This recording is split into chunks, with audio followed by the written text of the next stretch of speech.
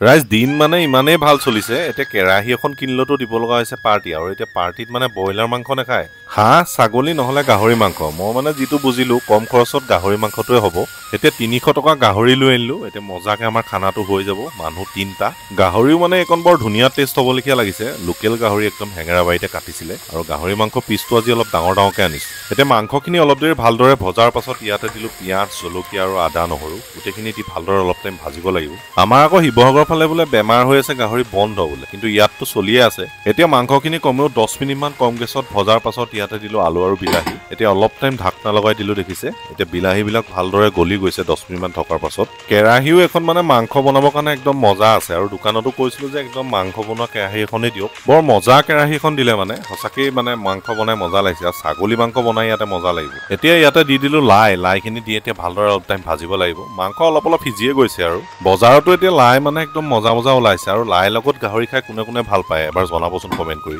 এতিয়া অলপ পানী দি ঢাকনা লগাই দিলো দেখিছে মাংস ধুনীয়াকে সিজি গৈছে আৰু শেষত ইয়াতে দিব লাগিব এতিয়া ধনিয়া আমাৰ আকৌ মাংস ভাত হলে আৰু বেলেগ বনোৱা একো চিষ্টেমে নাই মাংস ভাত আৰু অকমান নেমু আৰু দেখিছে এতিয়া মাংস একদম ধুনীয়াকে ৰেডি হৈ গ'ল কেনেকুৱা লাগিছে এবাৰ জনাব আপোনালোকে কি কোৱা